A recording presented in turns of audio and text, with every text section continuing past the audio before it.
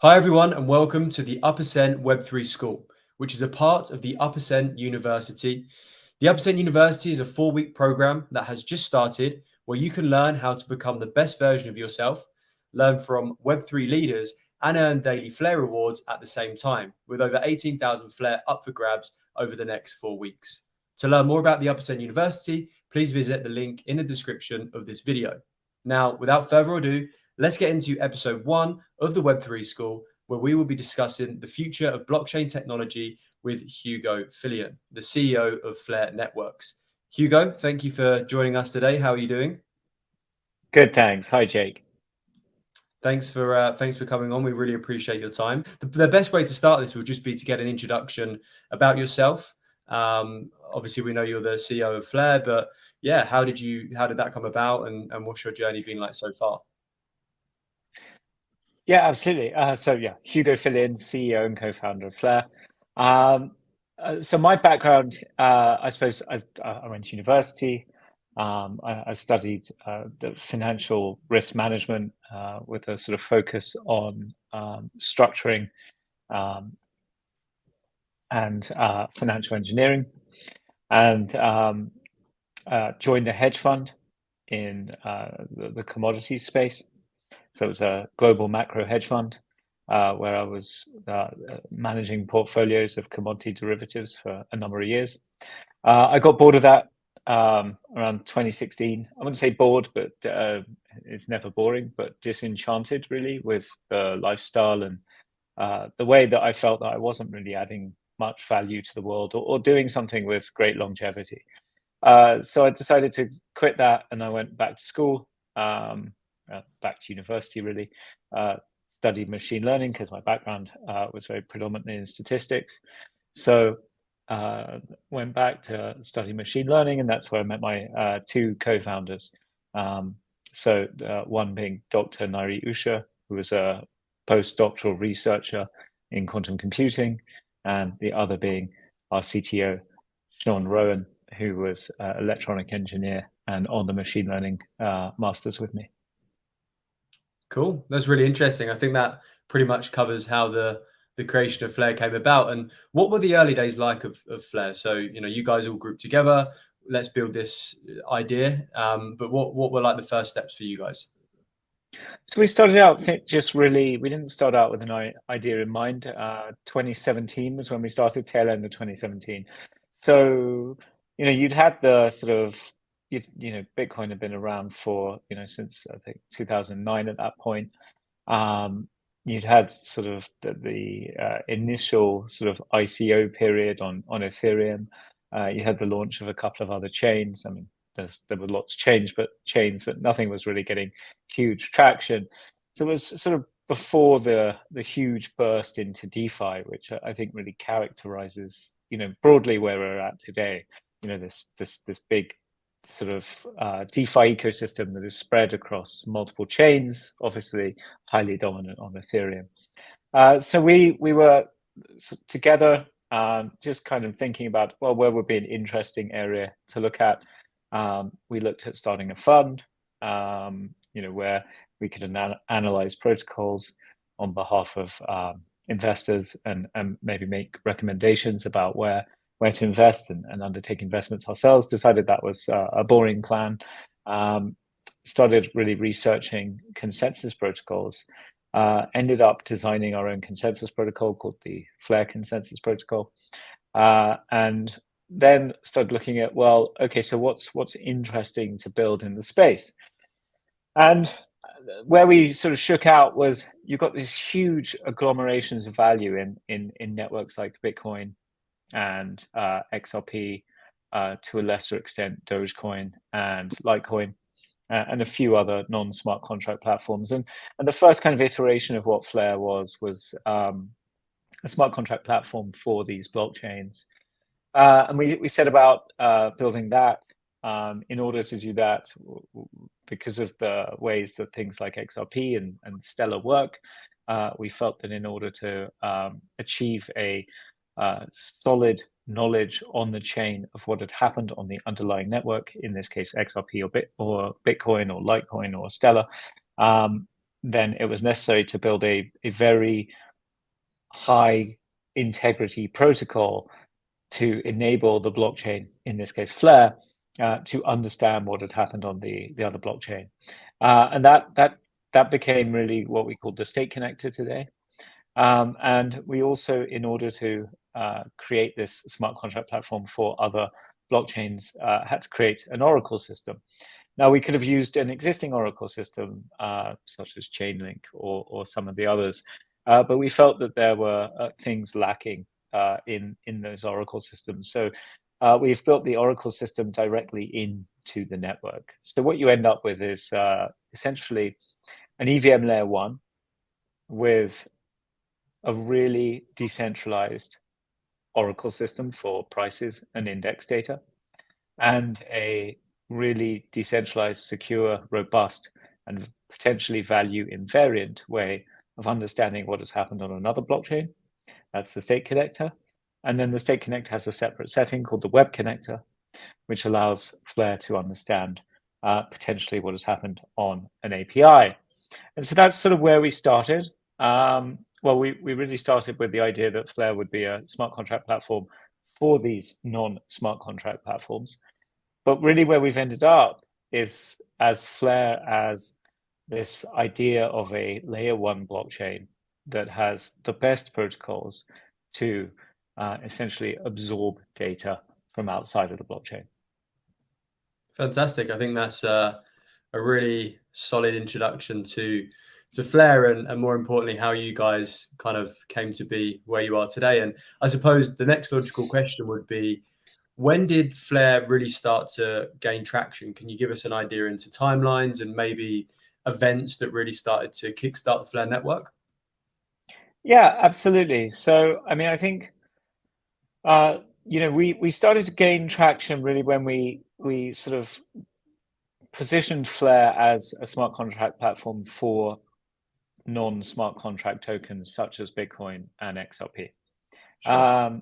And one of the most necessary use cases for that is predominantly within XRP. So Bitcoin has already a protocol called wrapped Bitcoin, where you can wrap Bitcoin through a third party. That third party is acknowledged to be and admittedly is centralized, and that gives you a version of Bitcoin on a blockchain like Ethereum.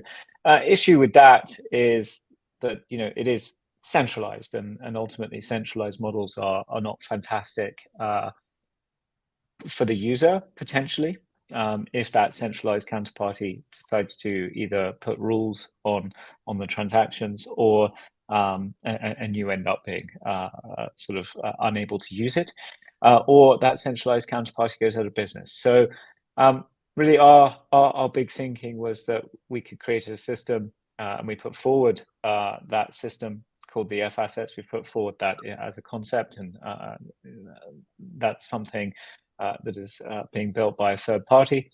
And essentially it's the framing of that to allow tokens like Bitcoin and XRP to be used on Flare in DeFi. So that's really what gave us the traction.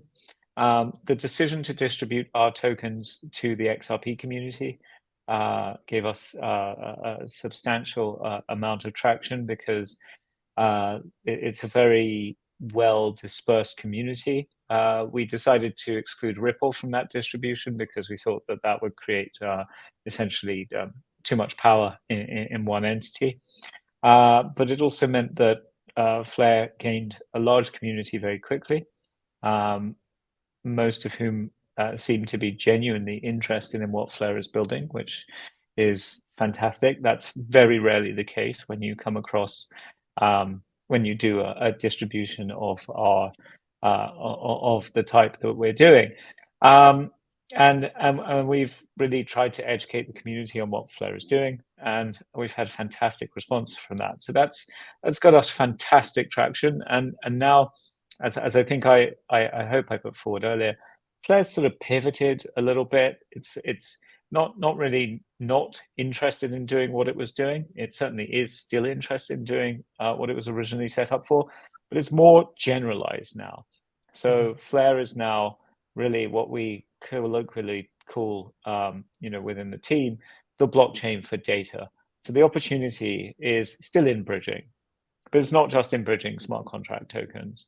There's still a fantastic opportunity to bridge, tokens from smart contract networks, like Ethereum, like Cosmos, like Polkadot, stable coins, things like that. There's still no fantastic bridging model for that is, low risk. And the ability that Flare gives you to use smart contracts with large amounts of data is really what is now getting traction. Brilliant. Yeah, I think that's a great point you made about the community and their awareness to what Flare are actually doing. I think you've done a great job in being able to educate maybe initially XRP community members only, and now they've integrated over into understanding Flare and Flare's capabilities. And we've definitely seen that already in terms of some of the community that's come over to support Uppercent, which is great. So I think moving forward, you've obviously built something that is unique. And what would be good in kind of in a general way is to describe, in your opinion, what really sets Flare apart when comparing Flare to other layer one solutions like Ethereum and Binance Smart Chain and Solana and so on and so on. Yeah, so as I said earlier, Flare is a layer one, and it runs the Ethereum virtual machine, so EVM. That means that it can be used with Solidity-based smart contracts. There's nothing unique in that, but it's function. That's functional.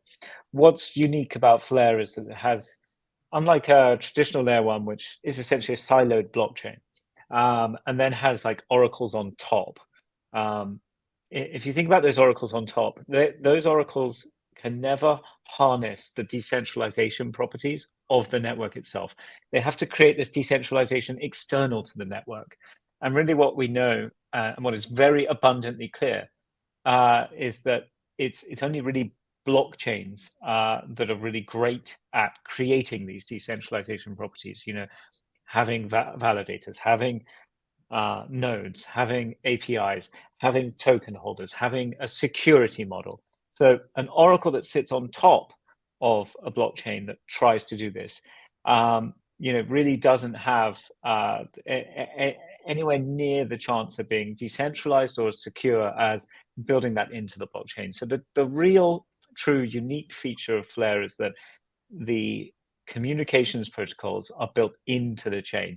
So you can think of Flare almost like, layer one is a stratum, and it's something that everyone understands. But Flare can also operate as a layer zero and as a layer two to another network. So kind of Flare has this nice stack of protocols which allow it to kind of be multifunctional. I've got you. Yeah, it makes perfect sense. And, there's definitely a lot of uniqueness in what you've just mentioned in comparison to other layer ones that are out there. And I think moving on from that point, in terms of how unique Flare can be, what sort of projects do you think kind of your, I don't know, let's say unique propositions are going to attract, is step one. And I suppose step two, you think, what sort of projects is Flare best positioned to support? Yeah, so I think you have to look sort of inside and outside of what's happening on the chain. So it's an interesting area that we think about a lot, obviously. So there's a bunch of different categories. So you're going to have apps on the chain that are like every other chain. They just do what they do on other chains. But on Flare, they can do that not only with value that comes natively directly from the chain, they can do that with value that comes from other chains. Now, there's some limited ability to do that on other chains with bridges and stuff, but as I hope I made clear earlier, bridging models are really genuinely not solved at this point. So apps from, from other chains like DeFi applications, lending, DEXs, all that kind of stuff, on Flare with value from other chains and value directly from Flare. Then there's applications that are sort of less like the applications you would see on other chains. And I think this is broadly going to be in the more corporate, more commercial space, where you can build an application on Flare that gets data maybe from Web2, or maybe uses the FTSO data. So we think there's a big opportunity in the sort of, I guess, B2B area, where applications that sit on Flare are doing something with data that sort of genuinely can't be found elsewhere. That's a big one. Then, of course, you've got the bridges themselves, which, if you want to think about them as interoperability protocols that are harnessing the utility of the native data protocols on Flare. So those are the bridges. And then you've got potentially messaging protocols that could be built. Again, harnessing the ability of Flare to do things that cannot be done on other chains. So in terms of the applications, it's every type of application, plus really. So I think there'll be a native ecosystem that takes advantage of what Flare brings it. But then I think there'll be applications that are built for specific use cases. Again, as I said, commercial. And then lastly, I think there'll be people building interoperability protocols that harness Flare's unique characteristics, such as being able to slash a node that is external to the chain using the stake connector, if that node is staked on Flare. Brilliant, brilliant. And I suppose, as we're on the topic of projects building on Flare, I'd personally love to hear why Flare are supporting us, from the man himself, if you don't mind. Well, I think you approached us, and we were kind of pretty interested in the idea of using NFTs. And as you know, we've obviously seen NFTs evolve into this, various different areas, but they're still predominantly sort of artworks, many of which have a lot of merit, but the majority of which honestly have very little. Um, Agreed. I'm really looking forward to see the use case of NFTs expand outside of kind of, I guess, digital ephemeral collectibles, and looking to see NFTs representing something else. And what Uppercent does, which I find really interesting, is the representation of essentially your work in in a online sort of environment, and your ownership of essentially that course, and the ability to essentially represent that course as intellectual property, which you own, you paid for, and then you can sell on to someone else.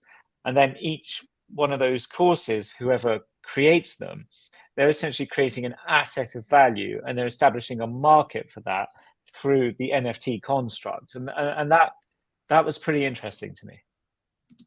Yeah, agreed, agreed. I think, yeah, the way I always try and describe Uppercent, especially if anyone is watching this and they don't really know what Uppercent is, I feel like it's probably a good 30 seconds to do this. I don't know if you've seen this pitch before, Hugo. I think I did give it to Flair, which is why we are where we are now, hopefully. But I'll do it anyway. But the way I look at it is, if you buy a book, say, for example, I bought The Chimp Paradox to learn about how to manage my chimp. I've paid maybe £10 for this book. Once I finish it, I can give it to you, Hugo. I can sell it. I can do what I want with it, right? Because I physically own it.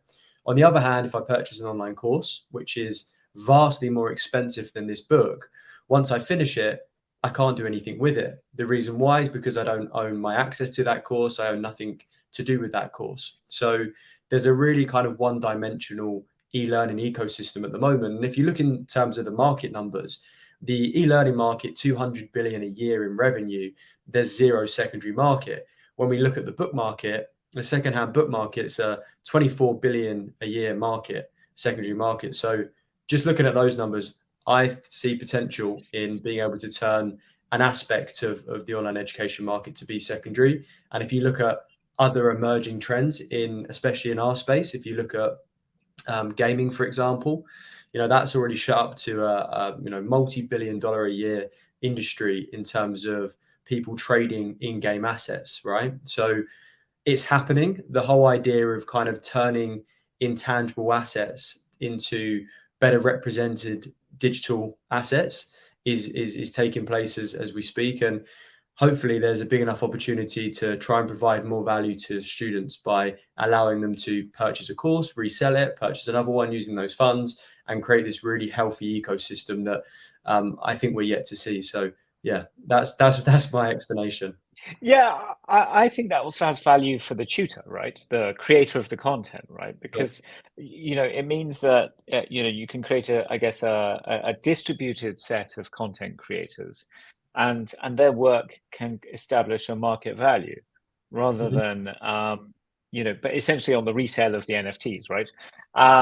Rather than some centralized party just saying, this is worth $19 or whatever it's worth, whatever they sell it for. And I think it means that ultimately it's a great way of kind of optimizing, who's a good teacher, who's a good tutor, their courses have more persistent value, who's a less good tutor, their courses have less value, and that kind of thing. And that's what really attracted me to the use of like this novel use of NFTs. And I think there's probably many models that can be built around that for lots of different areas. So yeah, you pitch it much better than I do though. I think you did a pretty good job, actually. I think you did. And I like the point. So the point you just made. So when we first announced a course that we're creating, we list it as an upcoming course, which basically establishes that we want to create this course, and it's up to the community to vote on what courses out of all of the listed courses they actually want to see.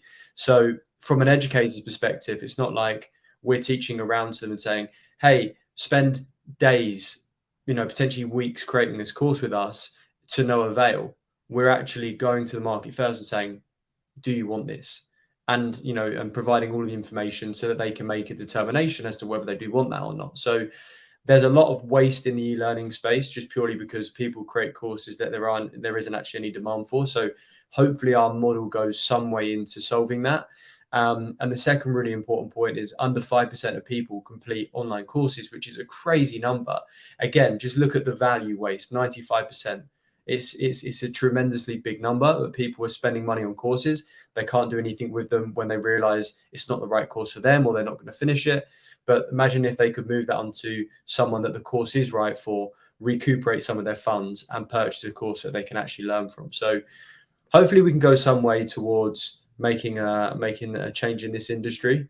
Education is definitely a slow moving sector, so it would be great to try and make a bit of an impact. But anyway, moving on, I think a couple of questions to close out here, Hugo, more for the guys and girls, of course, that are watching, that are trying to, new to the space or trying to set something up in the space and want to understand a little bit about it. I think a really good base point is, what advice would you give to someone that is looking to create their own Web3 startup? Yeah, so I think it's that we've been through a few iterations now in the market of what's fashionable and what isn't. And I think you see a lot of not a lot of projects that perhaps might be sort of nonsensical coming to market, doing really well for a little bit of time and then dying off quickly. um I think the first thing I'd say is like grit. Make sure you have a lot of grit. Make sure you believe in what you're doing.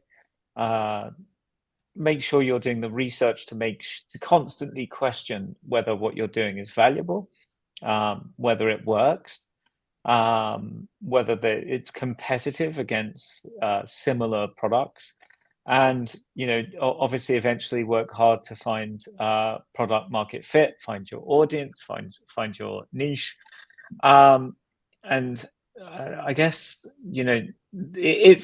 it's interesting because it's very easy to get very cynical in this industry because there's been so many hype cycles, and some of the projects that you see go out there, they spend a fortune on marketing, but there's very little behind them. um at least from our perspective, I'm in this as for the long game. I'm sort of interested in this over 5, 10, 15 years. So I'd suggest that people adopt a similar mindset. I think, anything unique or interesting in this space is going to take a long time to get to where it needs to get traction. And so I think I hope that's useful. No, it's really useful, and I completely agree. I do think that we are still, well, we still haven't seen the next Facebook, the next Uber, the next Amazon of Web3. We're yet to see that. We're still building infrastructure, which will provide the foundation for new projects to come and build real use cases. I think, the audiences using Web3 technology are still relatively Web3 native. Um, and I'm personally experiencing this every day, right? I'm like, well, wouldn't it be cool if we could do X, Y, and Z, because we could bring in a new audience if we managed to build that bit of infrastructure. But in some circumstances, it's just not quite there yet. So I would say that, yeah, the next stage is definitely application layer. So if you're in an industry that you're really passionate about, there's a very likely circumstance that blockchain technology, for sure, will be usable in that industry. You've just got to think hard enough about it and make sure that you're solving a problem in the right way and not just using the technology for the sake of it. But yeah, so that would be my addition. But yeah, I think a good, really good place to kind of finish is to kind of get your thoughts, Hugo, on what you think the future of blockchain technology holds. We've just discussed it a little bit, but yeah, any closing thoughts on that? So, my position is very clear at the moment, is that DeFi is the principal use case for blockchains. Yeah, Um, and I don't deviate from that. Uh, what I'm really looking forward to is seeing DeFi get better, get fairer, get faster, get cheaper. Um, I'm looking forward to seeing bridges become less rickety, so that people can move their funds around different ecosystems, which lets them take advantage of different opportunities and different yield opportunities. And then I'm really looking forward to seeing the evolution of, I suppose, identity, NFTs, um, really specifically NFTs. Obviously things like Bored Apes and such NFTs have been incredibly successful, and there are definitely art-based NFTs that have merit. But I'm really looking forward to seeing the adoption of NFT technology to do other things, such as what you're doing, whereby it enables, essentially a distributed platform um, to exist where it couldn't really exist very easily before, with ownership characteristics. sure. Yeah, I completely agree, and I think I think, yeah, DeFi has a massive opportunity. I'm still unsure as to how big it is in terms of how the traditional centralized markets will take to DeFi. I think that's a big factor that, in some way, is kind of Yeah, out. So I mean, I think that's definitely a question. I mean, I've seen some interesting numbers, such as that Tether and Circle settlements were higher than Visa settlements last year, or Mastercard. I can't remember which one. Um, that's that's pretty interesting. At the moment, DeFi is niche relative to finance, right? It's a small percentage relative to traditional finance. But as we kind of get through adoption, as it becomes easier for people to use blockchains with things like account abstraction, um, as our financial system continues to become less and less stable, which is very clearly happening, uh, I think DeFi presents a very good alternative.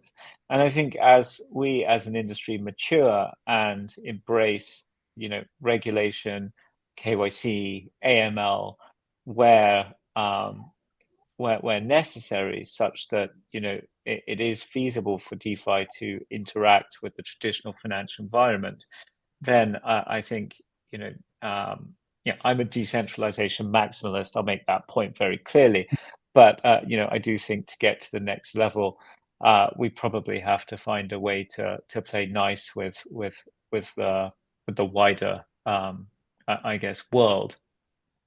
yeah, I agree. I agree. There definitely is the opportunity in the future that more and more people just flock to decentralized versions of what we're already using in decentralized industries. But there's always going to be the other element that's there, and forces from outside of decentralization. So either way, it's a great time to be in this industry, right? There's lots happening every single day, as there has been for the last few years. There's never a dull day.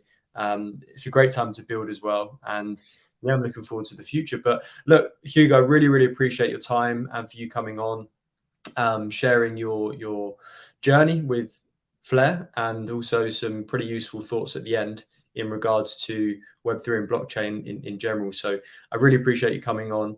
And yeah, I mean, look, we're building on Flare, and we're in an exciting period with Uppercent at the moment. We're a couple of months away from making some real traction. We've obviously got the Uppercent University on at the moment, where people can come and enter daily challenges, and just to surround themselves with other people that are passionate about Flare and passionate about educating themselves and becoming the best version of themselves. So for anyone that is kind of just finished up watching this Web3 School episode, we've got another 3 coming out, one a week for the next 3 weeks. So make sure you watch them as well. And if we can ever help you at all in terms of from an education perspective anyway, then join our Discord and let's connect. But Hugo, once again, thank you very much for joining, and it's been a pleasure, and I hope to see you soon.